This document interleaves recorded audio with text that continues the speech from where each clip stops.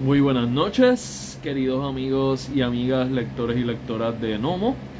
Esta noche tenemos el privilegio y el honor de presentar Necrópolis, Retorno a la Ciudad de Sombras, de la autora Ana María Fuster Lavín, que pronto va a estar por aquí con nosotros. La presentación va a estar a cargo de Daniel Torres, así que vamos a ambos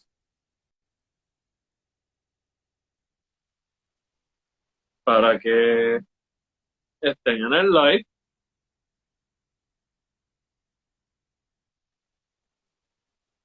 Vamos a ver si esta vez se nos da porque estamos teniendo apagones y pues estamos teniendo problemas con la señal de internet. Pero este es el libro, esta preciosura, en su edición bilingüe. Así que vamos a ver si funciona esta vez.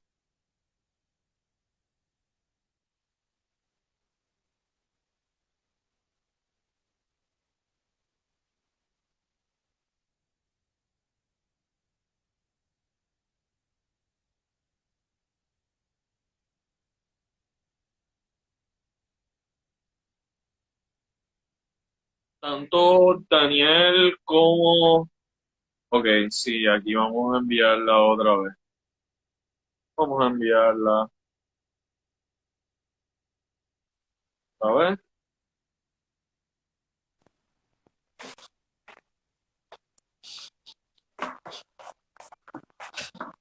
Nuevamente veo a Daniel Torres, pero no veo a Ana María Fuster. ¿Qué pasa con Ana María que no se logra conectar?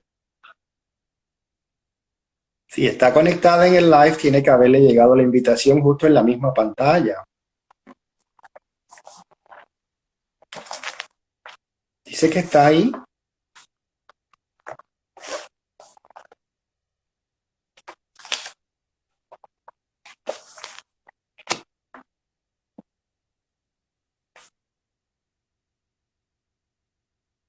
Le acabo de enviar la invitación otra vez. Vamos a ver si se... Ay, ¡Ay, por perfecto. fin! Ahí está. Ahora, Yes.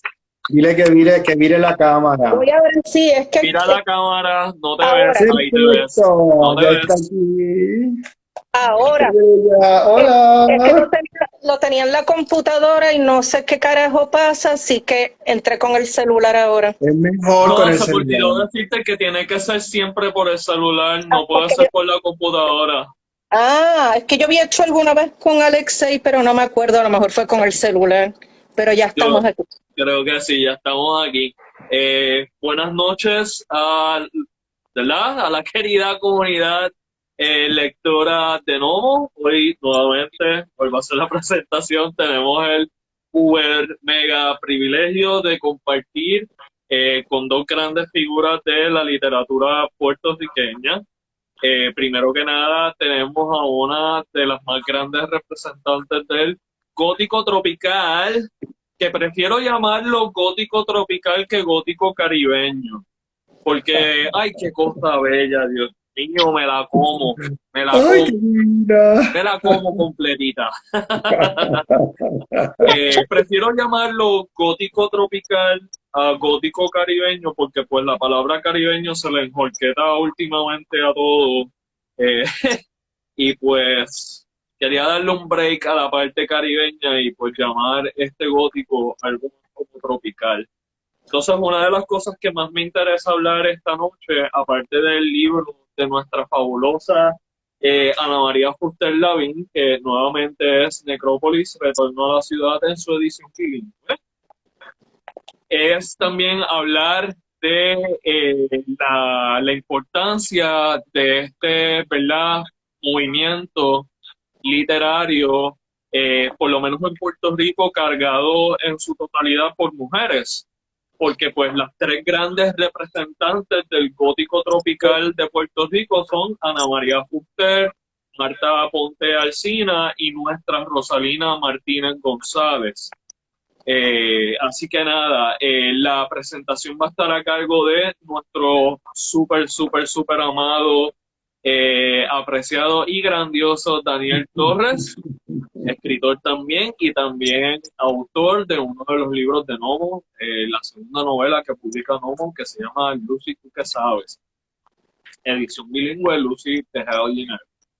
Así que, sin más, ¿verdad? La presentación va a ser a manera de conversatorio. Así que, tío Dani, te cedo la palabra. Bueno, buenas noches a todas las personas que se han unido. Gracias, Ana María, por esta invitación. Gracias a Ñomo Literario por ese entusiasmo por dinamizar nuestra literatura. Y este libro, que es un libro que ha tenido varias encarnaciones, ¿no? Porque es un libro que empezó como una especie de edición artesanal, ¿no, Ana María? En 2013. Y luego en el 2014, en el 2018 y ahora se inaugura en el 2022 con una maravillosa traducción, porque es difícil traducir poesía y la traducción está a cargo de Rosalina Martínez González y Eric Durandal Stormcrow, Richter ahí entre medio. Así es que hay... En realidad la traducción está a cargo de Rosalina. Yo lo único que hice fue la parte de edición de la traducción, pero la traducción es todo de ella. En realidad, el crédito heavy, gordo, se lo lleva a ella. Y tengo entendido que ella también es poeta, así es que me imagino que es una poeta traduciendo a otra poeta. Y eso ella de alguna manera... le mete a todo. Claro, y eso de alguna manera también ves que es un traductor, una traductora que está entrenada también en lo que es escribir versos, que no es lo mismo solamente traducir por traducir, sin conocer desde adentro lo que es el pulso del tono poético, ¿no? Bueno, buenas noches, Ana María. Me ha tocado presentarte y sobre todo hablar de este libro. Ana María me une mucho cariño. Nos conocimos no en Puerto Rico, nos conocimos en la República Dominicana, en otra de las islas tropicales, ya que no podemos decir caribeños. Donde nos vimos hace poco también. Y nos vimos hace poco, cerramos ese círculo. Es la tercera vez que nos vemos en una feria del libro en Santo Domingo. Saludos a nuestros amigos dominicanos que nos escuchan y que están aquí con nosotros, como Alexei Tellería, que también es protagonista de este libro en la dedicatoria y en los epígrafes, porque este es un libro también que está muy lleno de epígrafes clave que hablan con respecto a lo que es este elemento de la muerte, pero la muerte no como un elemento negativo, un elemento terrible, y de hecho Ana María y yo nos vestimos de negro hoy por la cuestión no solamente de lo que implica la muerte y el respeto, sino que también la muerte, recuerden ustedes, este color también es una celebración en otras culturas, es una manera de hablar de un respeto y de hablar también de una elegancia particular de lo que significa vestirse de negro. Yo me vestí de negro con algunos tonos blancos por aquello de mantener esa cuestión del medio luto, de entrar en esta ciudad de la memoria, en esta necrópolis, ¿no?, que nos plantea Ana María en este poemario. Y quisiera comenzar leyendo un poema, ya que vamos a hablar de poesía. Ana María y yo acordamos que tenemos que leer también la poesía, y es un poema que a mí me toca muy de cerca, a Elena Cenizas, que es un poema que habla de una niña que no vive, que muere, y a mí me toca muy de cerca porque yo fui un hijo adoptado que de alguna manera llegué a llenar el espacio de una niña que había fallecido, y esa niña que había fallecido, había una foto, recuerdo, en la pared donde mi mamá dormía, mi mamá adoptiva.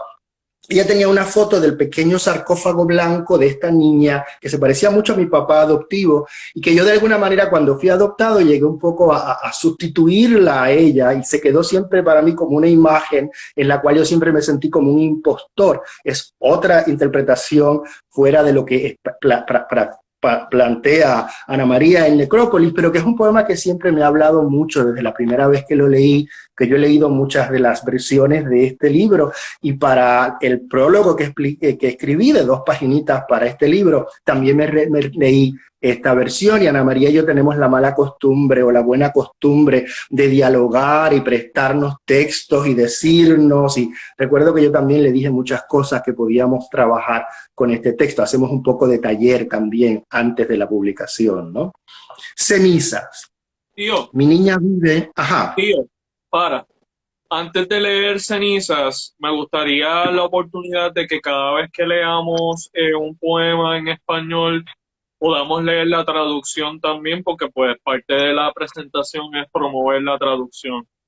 Claro, ¿tú quieres leer la traducción en tu maravilloso inglés? Porque es que el Dale. mío... Yo no. Yo iba a dejar a la autora que leyera, el poema en inglés. No, pero yo lo hago, dale. Sí, mira, la versión española, o el original. Mi niña vive en una bolsita plástica, un Ziploc para un poema urbano, una cajita de cristal para versos de amor. Y fueron los versos más tristes aquella noche. Las estrellas lagrimaron al abandono de mi vientre y la muerte desgarró la noche a fuerza de gritos. No existe el consuelo.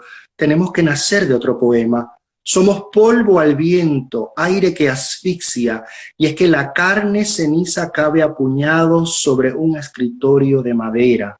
No importa cuánto lloremos, estamos solos, nos hemos abandonado. Aquí se ha profanado la sangre de un pueblo que no encuentra su hogar, una isla negra en busca de la paz, en busca de la luz, que titubea arena, polvo, cenizas, un minúsculo granito de oro. Aún sigo en duelo, mi niña también ha muerto. Un poema poderosísimo que me destruye cada vez que lo leo. Este libro me destruye, pero también me reconstruye, porque pues este es el libro que me dio la clave a mí personalmente como ser humano, ¿no? De cómo bregar con la idea de la muerte. Más allá de, ¿verdad?, temerle, la muerte pues se llora, no se le teme. Yo voy a leer Ashes, que está dedicado pues, to Elena. My girl lives in a little plastic bag, a Ziploc for an urban poem, a little glass box for love vases. And they were the saddest vases that night. The stars wept at the abandonment of my womb, and death poured the night by force of screams. There is no consolation.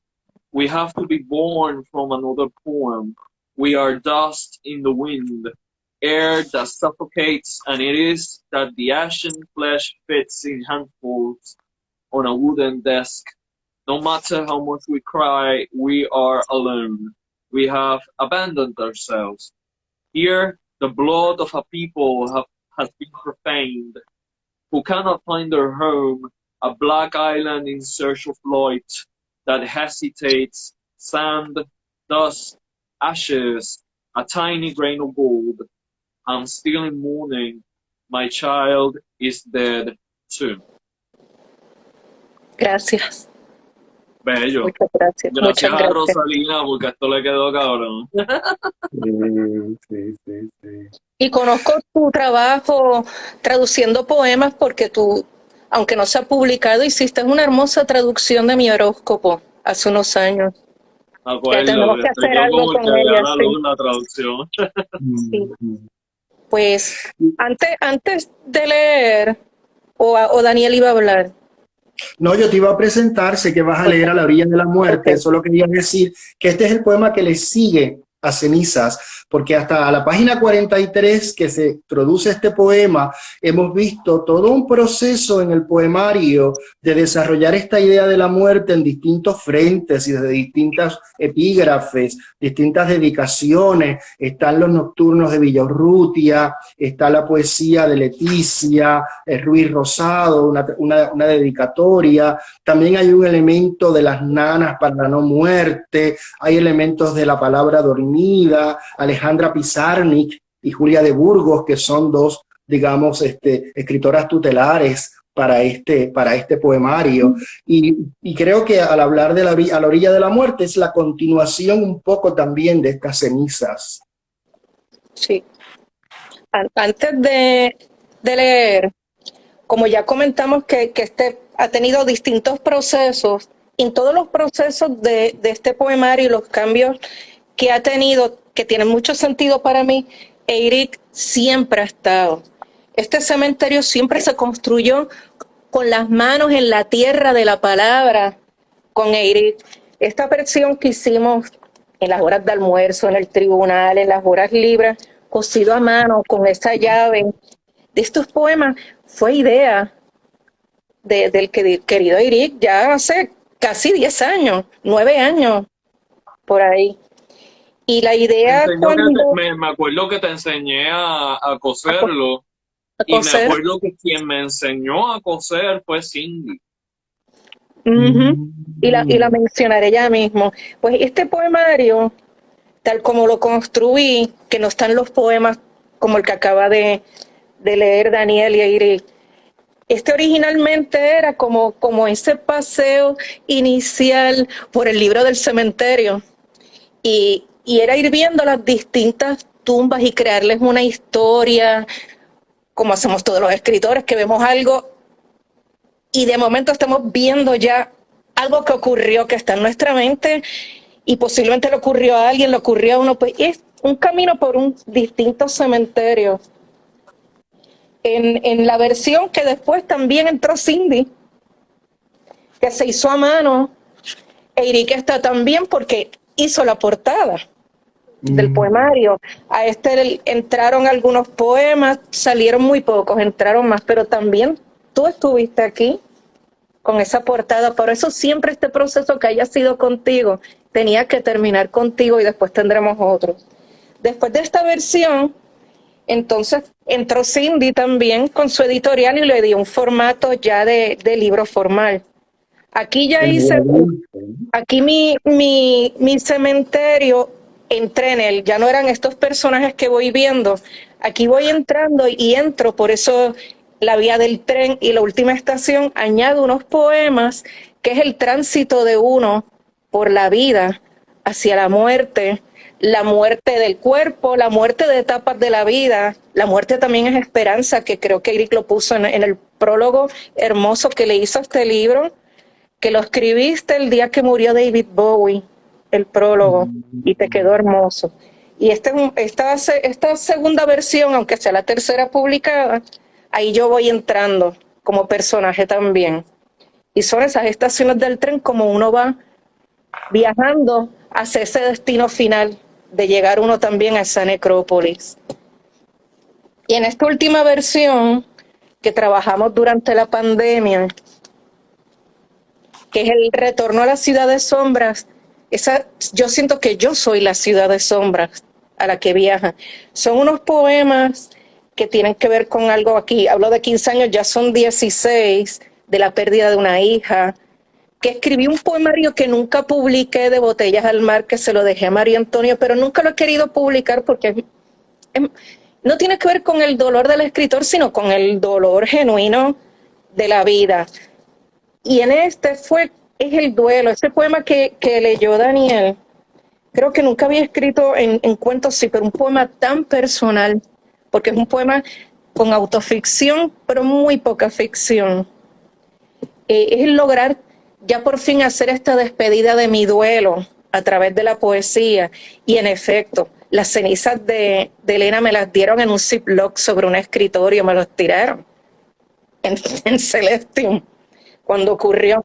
Y eso siempre lo tuve atragantado aquí hasta que me senté ya a escribirlo y ahora soltarlo tantos años después. Por lo tanto, este poemario, esta necrópolis, salieron muertos como a veces se exhuman, muertos que ya no deben de estar en ese cementerio, porque tenía que llegar a Elena a él. Y ella es la protagonista de ese sentimiento de reinicios de la vida de uno también, dejar ir. Es bien importante dejar ir y que la poesía sea el puente. Así que muchas gracias a los dos, porque no creo que vuelva a leer algunos de los poemas después de hoy, que los dejaré ir, pero van a permanecer para siempre en la edición final de Necrópolis. Voy a leer Me alegra mucho haber sido parte de las diferentes iteraciones de este libro. Y de hecho siento que, ¿verdad? Me siento como tú. A mí me ha encantado ser parte de este libro y que este libro culmine en Nomo. Y que sea el primero de muchos libros de Ana María Fuster en Nomo. Claro que sí, claro que sí. Voy a leer ahora, para después seguir conversando, voy a leer 4 poemas. ¿Quieres leer la versión en inglés inmediatamente o al final toda? Leo en Como español, tú tú en quieras, inglés. yo me ¿Tú eres adapto el a lo jefe? que tú digas. Pues jefe, yo creo que leemos español, inglés. Y así que Vamos esta allá, es jefa. una muestra bien chévere. Voy a leer el que dijo Daniel, A la orilla de la muerte, que en español es la página 44. A la orilla de la muerte. Allá en el fondo, una cortina azul se columpia. A la orilla de la muerte. Es el abandono. Continúa llorando. Dejará de llover. Puedo mojarme, pero despierto poemas para anidar en otras ciudades. La nada siempre acecha cuando el trazo se limita. El paisaje quiere reposar, pero el despertador proclama versos de guerra y despedidas. Seco mis lágrimas ajenas. El horizonte se asoma a la ventana. Es mi niña sombra en fuga hacia su puerto. ¿Quién lleva el timón? Sucede quizás que la palabra duele silente, anónima, pero viva ante el exilio de una mirada, o mejor aún, en las cenizas de mi hija que permanecen a 15 años en una cajita de madera. No hay respuesta para tantos secretos, solo jugar al ajedrez bajo la lluvia y ganarle al duelo un día más para vivir.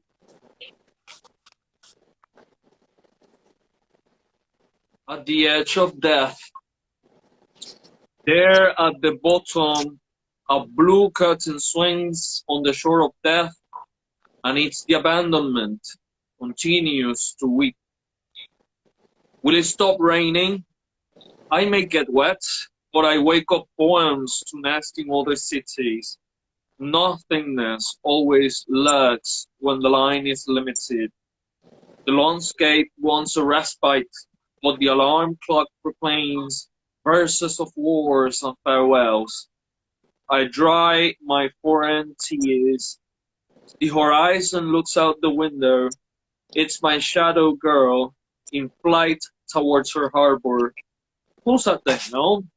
It happens, perhaps, that the word hurts silently, anonymous, but alive before the exile of a glance, or better yet, in the ashes of my daughter that remain 15 years away in a little wooden box. There are no answers to so many secrets, only to play chess in the rain and beat the duel one more day to live.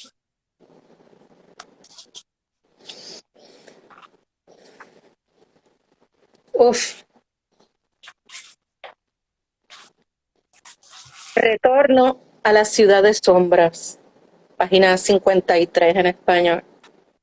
A lo lejos, el aroma de los sueños nos transporta a ese cementerio de historias olvidadas, con recuerdos de cenizas, mi niña muerta, la isla de humo, mi cuerpo ultrajado, los granitos perdidos de la memoria, en fuga hacia los fuegos fatuos, nos aleja y nos atrae, al fin de cuentas, la muerte de la última muerte, renace de un llanto hacia la luz, y estamos vivos en esta ciudad de sombras, abrazando pequeñas treguas, lágrimas, miradas, peregrinamos hacia el origen frente a nuestro espejo. Solo tenemos que leernos, releernos, reinventarnos. Return to the city of shadows. In the distance, a sense of dreams transports us to this graveyard of forgotten stories, with memories of ashes, my dead girl, the islands of smoke, my violated body, the little lost grains of memories, in flight toward the will-o-wisps. It attracts and drives us away. At the end of the day, the death of the final death is reborn from a cry towards the light, and we are alive in this city of shadows, embracing small truces, tears, glances, with pilgrimage towards the origin in front of a mirror. We only need read, reread, reinvent ourselves. A bello ese poema. Wow, Rosalina hizo un trabajo excelente. Precioso. ¡Ah, maldita sea! Rosalina me comió los dulces. Está precioso. Voy a leer el último de esta ronda, que es el que cierra la versión, cierra el libro. Tregua para despedirme. Mi versión para las despedidas son estos diarios robados al duelo en una estación abandonada por los fantasmas. Son aquellos pétalos deshojados en la bahía, pisadas sin destino, sin vientre, sin isla, tan solo relleno frágil del olvidado. ¿Cómo morir si la memoria no despierta? Habito una marejada de abismos en un tren sin rumbo, libero despedidas hasta enmudecer, mientras deambulo con la mirada perdida por un poema de cenizas incrustado en la piel. Quizás mi muerte sea una versión para amar al silencio. Truth to say goodbye. My version of farewells are these diaries stolen from grief, in a station abandoned by ghosts.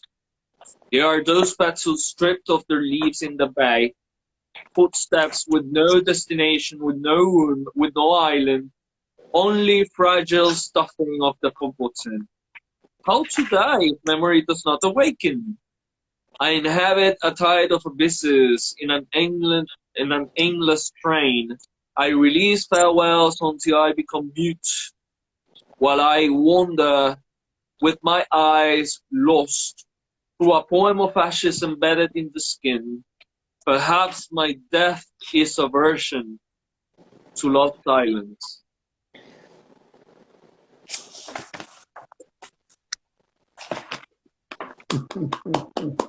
Y gracias a la traductora, hermoso trabajo. No puedo dejar de agradecerle a Rosalina, sí, porque de verdad que me comió los dulces como traductor y de verdad que ¡wow! Bueno, Rosalina es mi mano izquierda en Novo, para la gente que no sabe. O sea, Rosalina estuvo conmigo desde los inicios de Novo y Rosalina es uno de los pilares de Novo, para la gente que no sabe. Novo no existiría sin Rosalina, así que...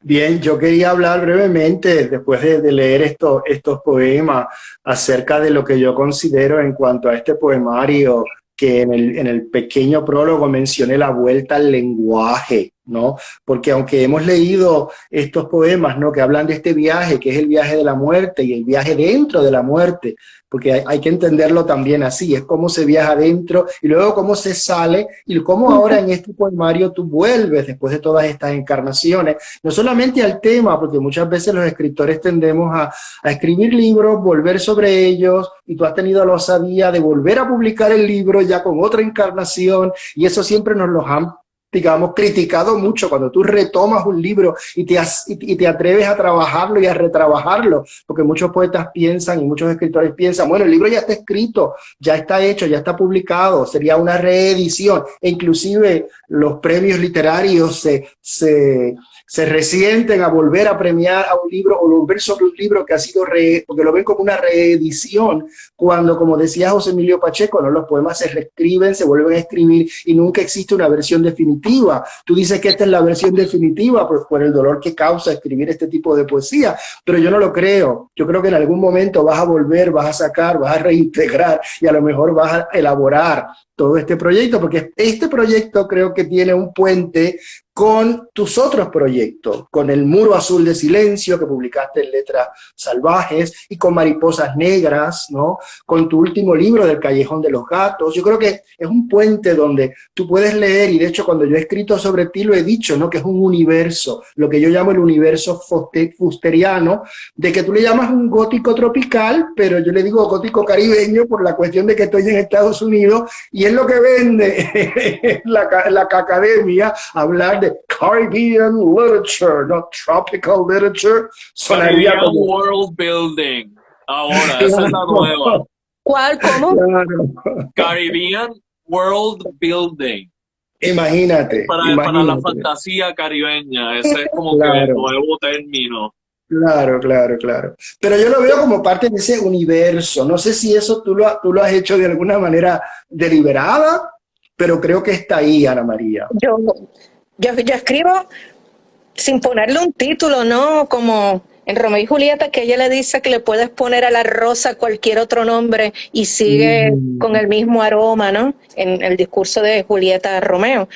No importa el nombre que le pongamos, yo escribo desde mi realidad, y la realidad mía se compone pues de todo lo que he leído, de mis gustos, del cine, de la música, como he ido creciendo, de las experiencias vividas. Y yo imagino les pasará a ustedes, los escritos, nosotros. Yo siempre me he sentido como una espectadora en el mundo de los demás. Y he ido creando No, eso es inaceptable, perdón. Entonces yo voy como construyendo mi versión del mundo en la que yo me siento segura. Escribir del terror toda la vida desde las cavernas era para salvarse de los peligros, ¿no? El terror es salvación, y quizás mi forma de ir construyendo, y si yo voy construyendo una gran ciudad, la ciudad que puede ser Santurce donde vivo, la ciudad que es Puerto Rico, es ir construyendo con cada libro ciudades. Claro, en El Callejón de los Gatos se ve, si uno compara con bocetos de una ciudad silente, como la ciudad que quise construir se ha ido abandonando, y no bocetos de una ciudad silente, ya es un callejón de gatos. Y eso yo te iba a decir eso, que yo veo en ti por lo menos ese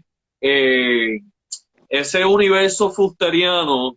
Yo lo veo desde bocetos de una ciudad silente, pero incluso desde Verdades Caprichosas ya se notaba esa intención de que todos tus libros estuviesen conectados de alguna forma. Y es algo que solamente un lector de series puede apreciar. Esto es algo que solamente lectores dedicados, lectores fans, pueden apreciar.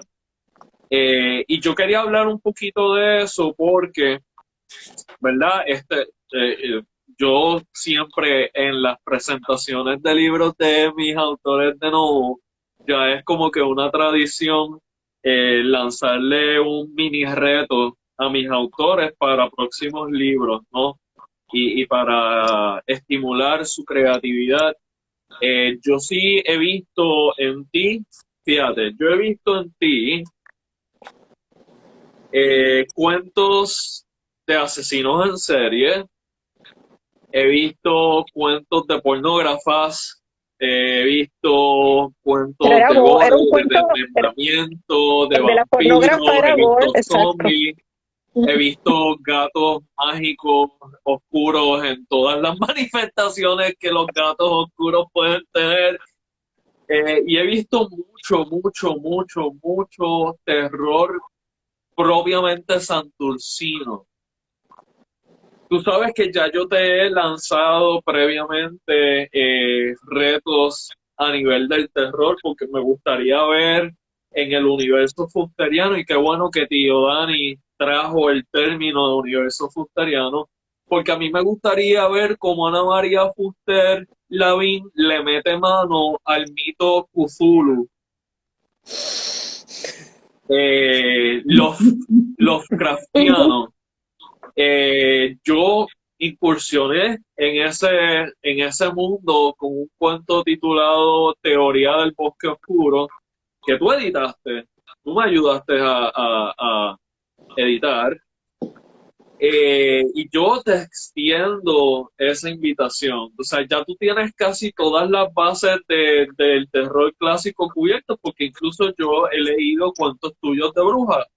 Entonces, en tu poesía también, o sea, tu poesía es todo un recorrido, todos tus libros de poesía son un recorrido a la parte más emotiva y dolorosa del Halloweenverse puertorriqueño, ¿no?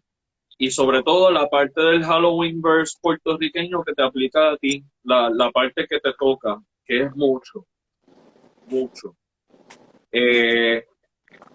Mucha gente nos pregunta, y te quiero hacer esta pregunta, ¿no? Mucha gente nos pregunta a los escritores dark, porque yo no me considero un escritor de terror, no, por ejemplo, como tú, no como Angelician, no como Melvin Rodríguez, no como Patsy Liznard, pero sí, la gente me pregunta por qué las cosas que yo escribo son tan darks. Y entonces, pues, te quiero extender la misma pregunta a ti. ¿Por qué tan darks? Pero es que vivimos en un mundo tan cabronamente violento. Y para mí esa forma de escribir dark, de leer terror, es una forma de tratar de entender, carajo, la crueldad, porque está bien el terror, lo sobrenatural, no, pero hablo ya cuando uno trabaja el terror cotidiano y sangriento, es carajo, pero es que eso pasa. Y hay que escribirlo y hay que jamaquear a la gente decir esta puñeta pasa, pero también una forma de leerlo y escribirlo es para tratar de entender. ¿Cómo uno puede entender que hayan dejado en la isla de Mona más de 120 haitianos, dominicanos, madres embarazadas, bebés, niños solos tirados allí? Eso es terror también. Lo vivimos. Lo que hizo el boxeador Verdejo con esa muchacha embarazada que la endrogó, la golpeó y la tiró a la laguna. Eso es terror. ¿Y cómo no vamos a hacer dark? Es que es la forma. Ese es el mundo que yo he querido. Y siempre, y tú sabes, cuando yo escribo, siempre hay esperanza, siempre hay una búsqueda del amor, pero es que vivimos en una sociedad violenta. Perdona que te interrumpa, pero hablaste de lo de Verdejo y te voy a decir algo. Cuando estaba pasando todo lo de Rosimar, yo estaba pensando en todo momento en tu cuento de Kenepo, de la colección / novela cuentada Insomnio. O sea, en todo momento, esto ha sido básicamente profético. Y es que estos son los tiempos. Estamos viviendo en tiempos de terror. Exacto. En que Daniel habló de Muro Azul Silencio, en Muro Azul Silencio sí está el poema sobre Keishla, sí. Keishla, estoy confundiendo, dije Rosimar, no es Rosimar, Rosimar es otro caso. Exacto, y bastante reciente, sí. Y en medio de todo esto, yo había hablado también de Mariposas Negras, porque lo que tú decías, Eric, con respecto a todas estas criaturas que pueblan los callejones de Santurce y toda esta cuestión de la realidad terrorífica que hemos vivido y que seguimos viviendo y que seguiremos viviendo, lamentablemente, en Mariposas Negras hay otro elemento que es la cuestión de estos personajes que cambian formas, los shapeshifters, ¿no? Que cambian formas y entonces en esa novela eso pasa para poder vengarse de los abusadores, para poder vengarse, para poder tomar la venganza en las manos. Y es verdad que la violencia engendra violencia, pero es también un grado de justicia justicia. Lo que Sí, está sí. haciendo ese shapeshifter es ajusticiando a aquellos que la justicia no está ajusticiando, ¿no? Exacto. Hay Y un está elemento protegiendo a la también ahí, niña, está protegiendo a claro. esta pobre niña que ha tenido una vida de Y ahí miedo.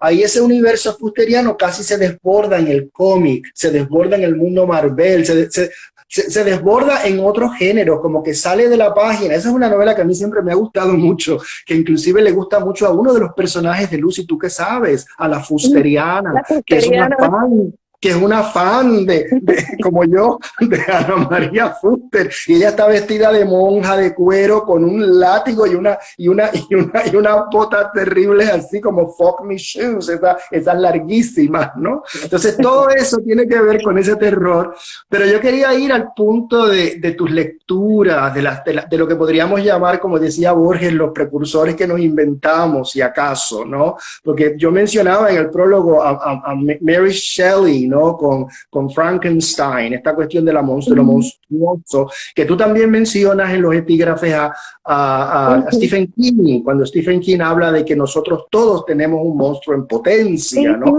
Algunos se manifiestan y otros no, porque lamentablemente eso es parte de la naturaleza humana. Una de mis escritoras góticas fabulosas, Anne Rice, ¿no? Con Interview with the Vampire y toda la serie de las Mayweather, ¿cómo es la Mayweather? Mayfair. ¿Cómo? Las brujas Claro, Mayfair. las Mayfair Witches, ¿no? También las hermanas Brontë con Wuthering Heights, ¿no? Cumbres Borrascosas, o Jane Eyre, que es esa novela gótica. También mencionaba a Edgar Allan Poe, porque tú eres una gran lectora de Poe, ¿no? Y a Howard Phillips Lovecraft, que es uno de los maestros del horror. Y también, pero también en el ámbito nuestro, Alejandra Pizarnik en Latinoamérica, el gran Felisberto Hernández, ¿no? Con cuentos como Cocodrilo. Y también Horacio Quiroga, ¿no? Con los cuentos de locura y de muerte, y otros más contemporáneos como Mariana Enríquez, Patricia Rato, ¿no? Hay un elemento ahí también, como digo yo, de jouissance, hay un goce de lectura, pero a través del dolor. Hay una intertextualidad en Necrópolis, donde aparecen elementos de estos escritores, pero están todos recontextualizados en un lenguaje, claro, caribeño, un lenguaje tropical, pero esa tropicalidad también tiene su propio horror y lo va manifestando en los versos. Y de ahí caemos en el tema del dolor, que es un dolor que aparece como paradigma literario en Necrópolis, pero que Eric en el comentario de contraportada lo dice muy bien, ¿no? Él dice que aun cuando hay un elemento de muerte y muerte después de la muerte, no es necesario que sea necesariamente una muerte, ¿cómo es que él lo dice? La muerte como una comunión de almas, vivas con las vivas, muertas con las muertas, y todas entre sí, porque no es necesariamente la muerte desde un punto de vista negativo, sino como hemos explicado, también hay un regodeo de ver que en el momento de lo que es esta necrópolis, este retorno a la ciudad de sombra, también hay un homenaje, hay un elemento de, ¿no?, rememorar, homenajear y hablar de aquello que tradicionalmente en la cultura no hablamos, poder conversar acerca de algo como es la necrópolis, ¿no? Y tú pones un poco el dedo en la llaga y hablas directamente de eso, ¿no? Claro, porque... Y quería que... Ajá, perdona que te interrumpa, y es que, ¿verdad? A diferencia de lo que en Estados Unidos se conoce en la literatura, ¿no? Como el Southern Gothic, que es de donde sale, de hecho, Anne Rice, de donde sale grandemente Stephen King, Shirley Jackson, con el cuento de Luxury, y tantos otros. El gótico tropical, en su parte de terror, pero en su parte también de literatura oscura, de literatura gótica propiamente, está más orientado, más que al terror, está más orientado al dolor. Y es que el trópico sufre la colonización. No podemos, ¿verdad? Aún en nuestro terror siempre va a estar acompañado de un profundísimo dolor. Ujú. Un Incluso duelo en eterno. Necrópolis Es un se habla de duelo la isla de eterno. humo. Ujú. La isla de humo, La isla de humo claro. de Necrópolis es eso. Es la isla de humo, la isla colonizada, la imposibilidad de tantas cosas. Ese es el dolor, ese es el dolor más grande. Claro, claro, claro, claro, claro. Entonces, por eso es que el gótico tropical es gótico tropical, porque es que a diferencia del otro gótico, que se va más por el terror, digamos, especulativo, o por la oscuridad especulativa, ¿no? Ujú. Nuestro gótico se va más por el dolor. Sí, Está cargado de dolor. porque es un Dolor terror existencial, cotidiano hijo de desde lo que puta. vivimos. Ujú. Los monstruos es lo que vivimos, ahí está. Claro. Dani, Yo puedes creo que seguir, sería ¿verdad? bueno ahora leer la última estación, Ana María, antes de que se nos acabe el tiempo, porque ese poema también habla precisamente de esto desde el punto de vista del epígrafe de Villaurrutia. Que Villaurrutia es otro de los, uno en la vida de todos nosotros que somos lectores y escritores, tenemos escritoras que nos han ido marcando en distintas etapas de la vida. Y como no tenemos tanto tiempo, no voy a hablar de todas mis lecturas, pero hubo en un momento que me pasó algo muy horrible de entre cuarto año de high school entrar a la universidad y me refugié aún más en los libros. Y entrando a la universidad, ahí fue que gracias entre mi corillo de amigos músicos, que conocí a Stephen King con ellos en el 85 y de ahí fui para atrás, pero también ahí conocí a Villaurrutia, porque Ramón Luis Acevedo me lo recomendó, me dijo, por ahí es que vas tú. Y conocí a Pizarnik y todos esos motivos fueron los que me hicieron entender que yo no estaba mal en la vida, que esta gente sentía lo mismo, yo me sentía muy identificada y ese dolor es de Villaurrutia por las razones que conocemos, pero que la biografía en realidad no es tan importante cuando te estás gozando y haciendo tuyo el poema. Tengo varios epígrafes de Villaurrutia, es una de mis obsesiones. En Última Estación dice, sin respirar siquiera para que nada turbe mi muerte. Xavier Villaurrutia, que también escribía muchísimo desde el dolor, de la incomprensión y de la persecución. Última Estación. Ha partido el último tren. Solo permanecemos mi silueta y mi gato entre niebla silente de voces muertas. Sin respirar, los pasos acercan mariposas y las manos desaparecen con cada aleteo. Seguimos nuestro camino, danzando entre fantasmas, calles, nada. Las historias ya no paren sueños, siquiera miradas, despedidas, solo muerte. Y los pies desaparecen con cada ronroneo. Nadie perturbará nuestro exilio. La distancia anochece en una isla vacía. Cada gota de sangre sobrevive un verso. No hay cuerpos, solo epitafios en el humo. Y los labios desaparecen con cada abandono. Hemos llegado a la estación final. La música de un acordeón a la distancia invoca el último suspiro del corazón. Miro a mi gato.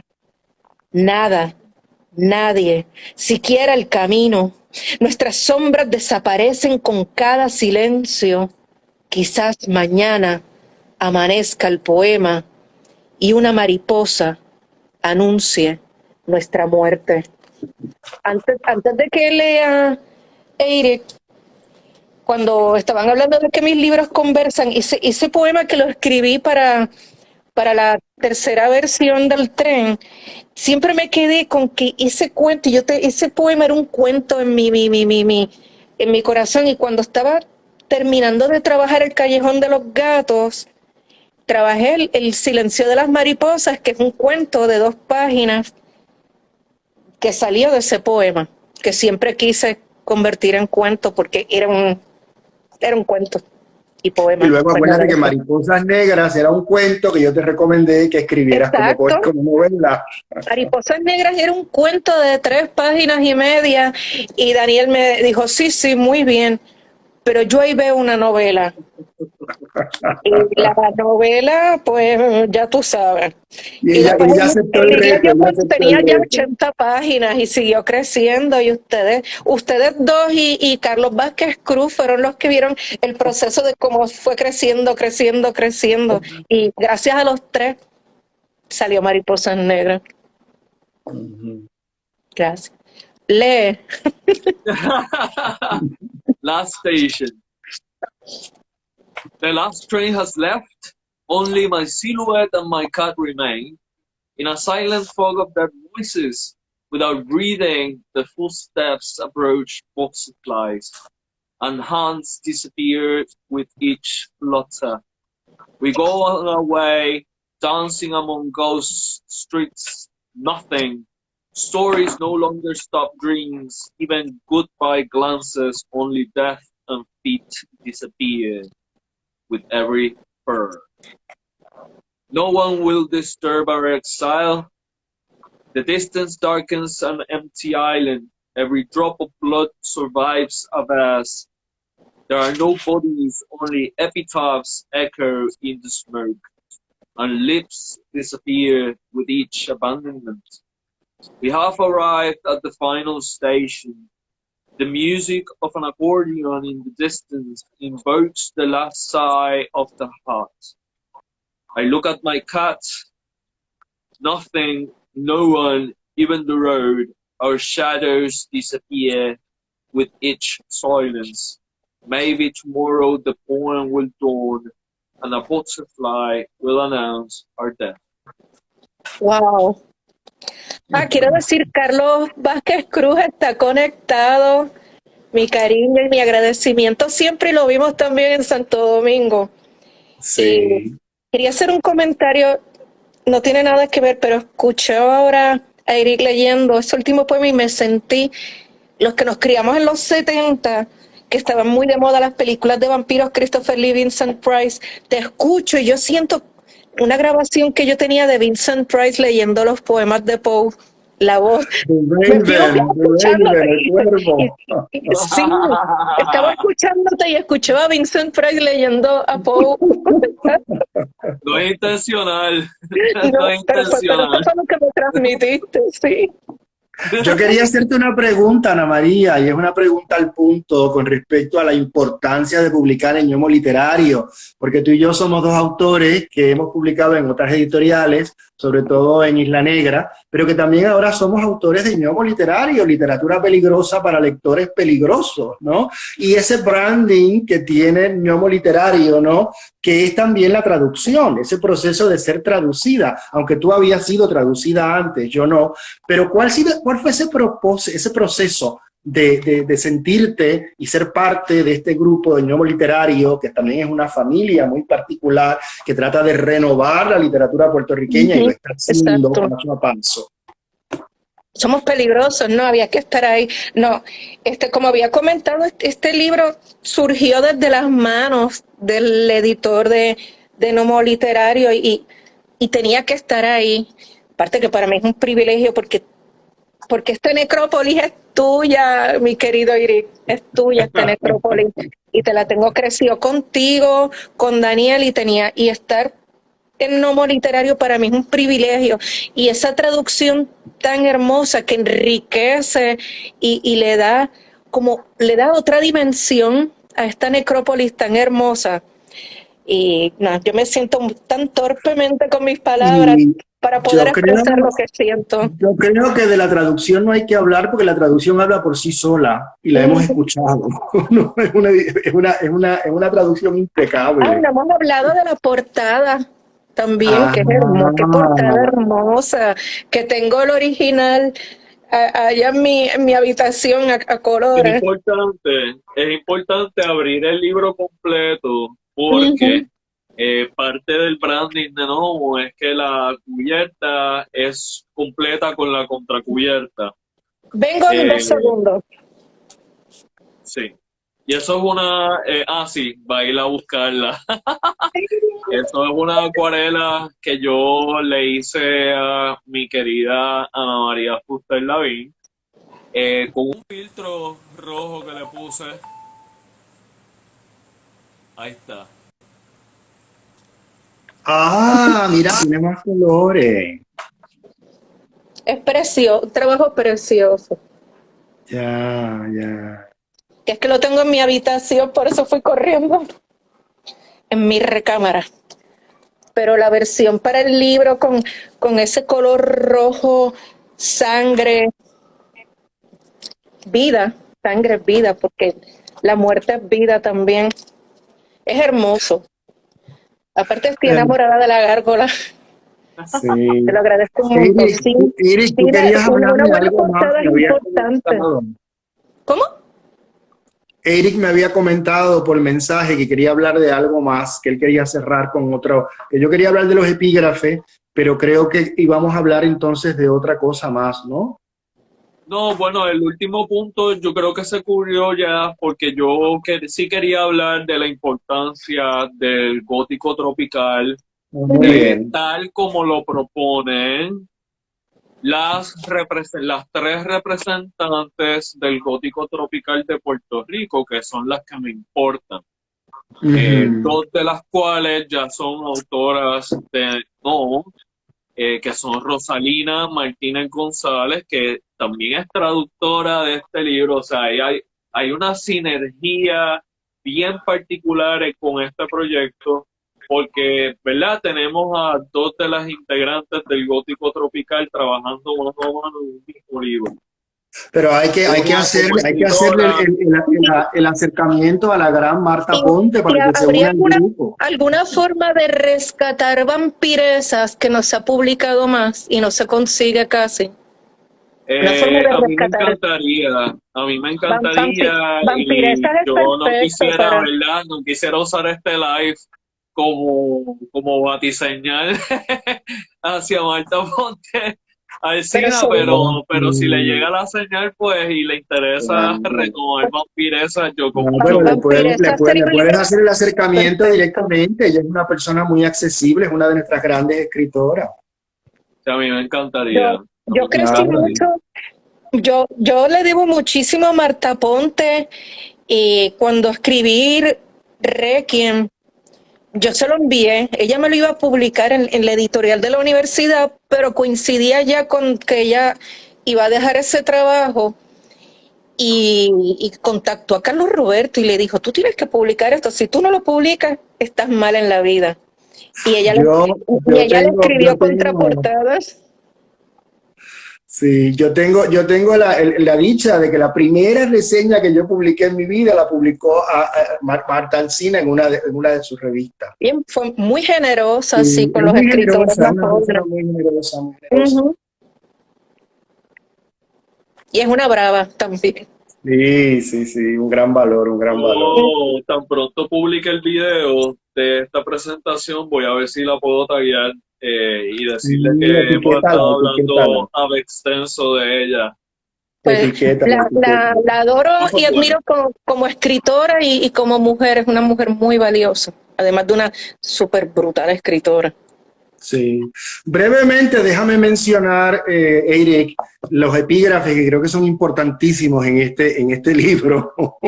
Y hemos hablado de pues sabes que yo me voy a salir con la mía también, y después que tú hables de los epígrafes, entonces yo voy a querer que Ana lea mi poema favorito del libro y yo leo la traducción.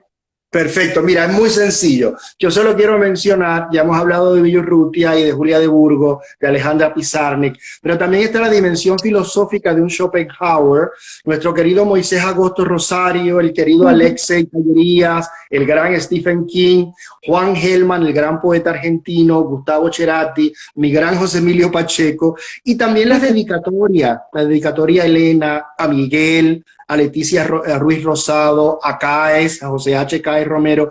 Eso hace también como un cuerpo particular. Recuerden que también los epígrafes son otra lectura que se añade, igual que las dedicatorias, porque son otros textos, aparentemente que son textos marginales en los libros, pero que le añaden significado, si uno sigue esa ruta. Y tú haces una ruta ahí maravillosa, una mezcla de distintas tendencias y distintas tradiciones. Pues mira, en este libro, además de hacer eso, que el cementerio fuera también una biblioteca, pensé en La sombra en el viento de Carlos Ruiz Zafón, que murió hace poco, lamentablemente, y su biblioteca de los libros olvidados, que el niño tenía que sacar un libro.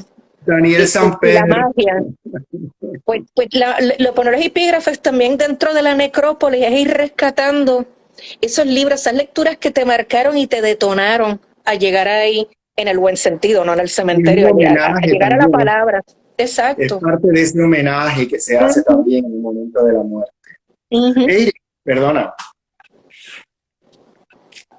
Pues mira, mi poema favorito de toda la colección está en la página 54 y se titula Estación de Bruma. Entonces, una de las cosas más chulas de este poema es el título que se le dio en la traducción. Y a mí me gustaría hablar de eso un poco porque Estación de Bruma, cuando Rosalina lo traduce, yo no recuerdo el título que Rosalina le puso, pero no fue ese. Yo le quise poner Season of Mists porque me parece que Estación de Bruma juega mucho con Season of Mists, esto que está aquí. Dame un segundo.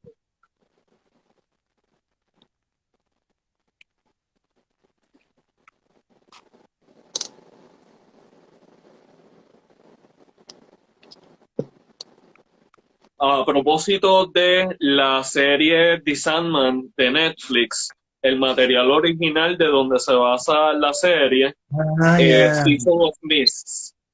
Este es el volumen número 4 de la serie de novelas gráficas, ¿no?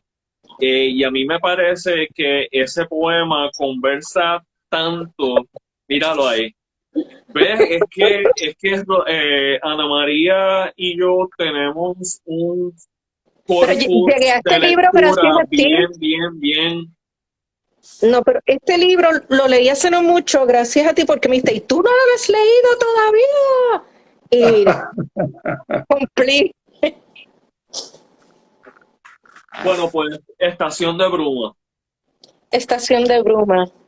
Querer morir es bajarse a mitad de la vida, deambular dolores, sudor gris, beber una cerveza templada junto a cada fantasma que se escapa de la piel y tomar el próximo tren a cualquier lugar. Un reloj azul suena a la distancia. Llegar a la muerte es caminar vidas sin pétalos, recolectar el mármol de la sed, perderse entre nacimientos y defunciones, gota a gota el eco. Besa historias perdidas, hasta encontrar que cada espejo refleja el silencio. Los minutos danzan ámbar en otra estación. Respirar el último aliento, sábanas, seda, miradas secas, los pies amarrados a un poema muerto. Llueven palabras sobre la boca sin noche, como la última sombra en la que tatué mi nombre, ya convertida en mariposa negra. Esperar el final muda de calendario, sin alas, bruma, nada. ¡Ella! Season of Mists. To want to die is to get off in the middle of life, to wander through grey sweat pains, to drink a warm beer next to every ghost that escapes from the skin, and take the next train to anywhere. A blue clock sounds in the distance. To reach death is to walk life without purpose, to collect the marble of thirst, to get lost among vats and depths, drop by drop the echo kisses lost stories until finding that each mirror reflects silence. Minutes dance amber in another season. Breathing the last breath, silk sheets dry looks, feet tied to that poem. Words rain on the mouth without night, like the last shadow on which I tattooed my name, already turned into a black butterfly, waiting for the end, mute of calendars, wingless, mist, nothing.